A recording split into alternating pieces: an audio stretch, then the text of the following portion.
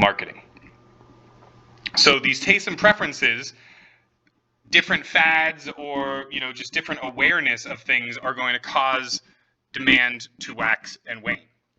So, for instance, kale, right? Here in the United States, kale was, not known at all and not consumed at all and not demanded at all until fairly recently, right? And so that was, some sort of, a study shows eating kale is good for you.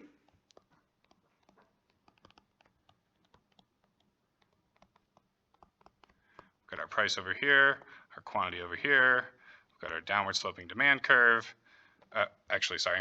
We have our downward sloping demand curve. Look more something like this, right? This was our initial kale demand curve here in the United States. And then as a result of this study and all the celebrities and everything like that pushing it, there was a huge increase in the demand for kale just because of a change in our tastes and preferences.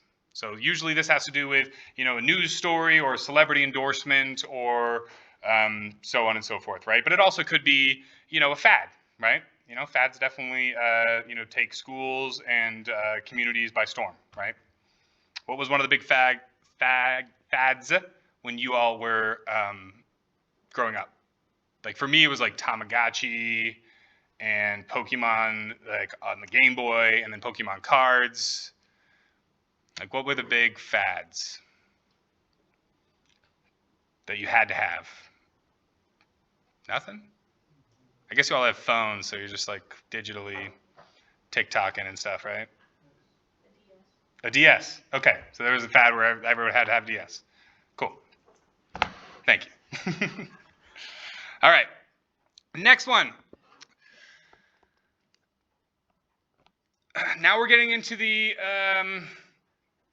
more amorphous kind of demand shifters, all right? So now we're going to talk about the changes in the composition of a population, right? So we're just going to talk about population. Or really just market.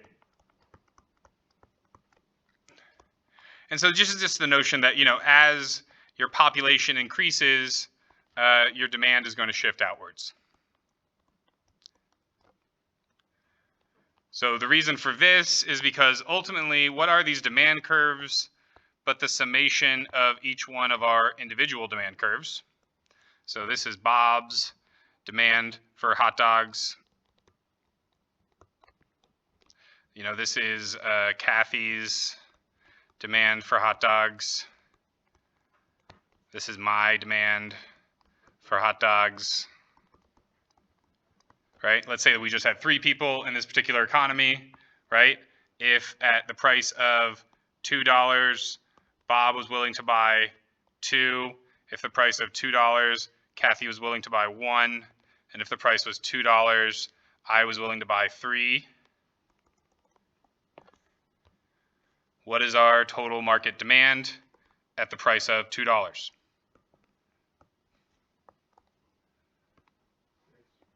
Yes, 6. So we literally just sum these up, 2 plus 1 plus 3, and we end up getting a curve over here that's going to give us 6. Very good. So because of this identity, when you add more people, demand shifts to the right, just the way that demand is constructed. Last question, and then we're going to pop over to our Kahoot. Not last question, but last topic. So this one is annoying. It's annoying to me. It's annoying to you. It's probably annoying to economic forecasters. Part of why this is annoying is because it can be a self-fulfilling prophecy. And it's also annoying because it's the only factor that shows up on both supply and demand shifters. So it's annoying for 2 different aspects. And this factor is, drum roll, a change in the expectations about the future.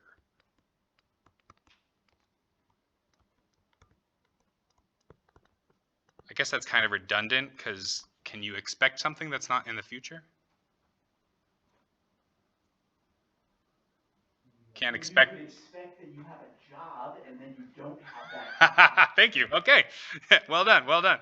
Yep. In the future. I stand corrected. Well done. So this is a tricky one. Again, the best way for us to think about this is to think of an example. We all still have this example fresh in our mind, right? Toilet paper during the pandemic. Everybody thought that toilet paper was going to run out.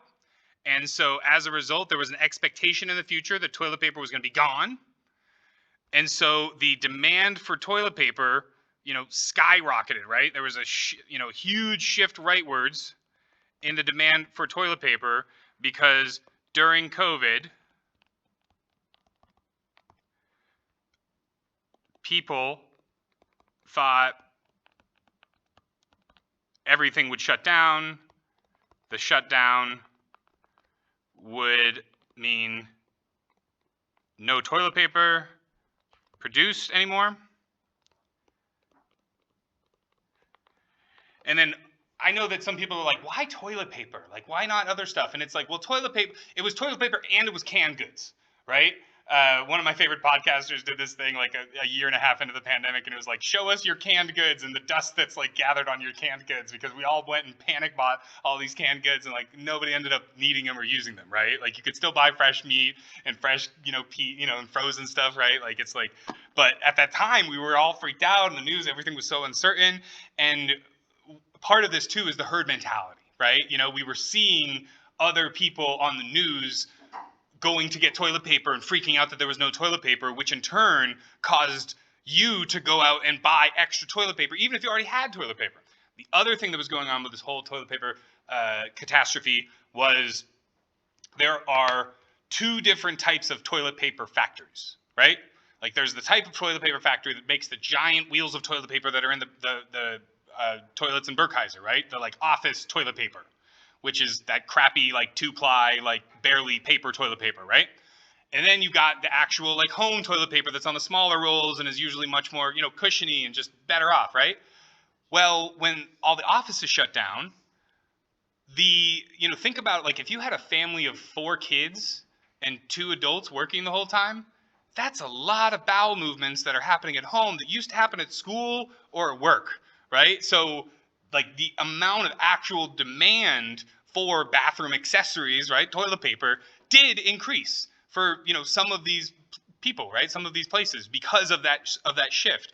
And then the supply chain had a hard time keeping up with that shift, and then it just became this self-fulfilling prophecy, because then once people started posting videos about the shelves empty of toilet paper, that just caused more and more people to run out and panic buy toilet paper. So sometimes these expectations in the future will be, like I said, self-fulfilling prophecy will cause the very thing that people are afraid of, right? Sometimes they'll be like, oh, the price is going to go up, and so everybody goes out and buys it, and what does that do? That increases the price. That's actually one of the main reasons with inflation. So we're going to get to that later, but a lot of it has to do with we had such a long period of low to no inflation that there became a period of expectation of inflation that businesses just started to have. And then as a result, it also kind of happened when we got all this extra money from COVID and stuff, right? So people's incomes were a little bit padded if they were working or whatever the case may be. So we're going to talk about that in future chapters, but this whole notion of how our expectations can impact our behavior today and then have a different path is pretty interesting part of economics writ large. Any questions on this one? Again, it's the most ephemeral, most amorphous of all of the shifters, but we all have a pretty clear example in our minds that I'll bring back if we need to. Questions on demand shifters. These are all the demand shifters that we have. Income, substitutes and complements, tastes and preferences, composition of your population. If it grows, there's going to be more demand, and then expectations about the future. All right, excellent. We will start on Thursday with supply.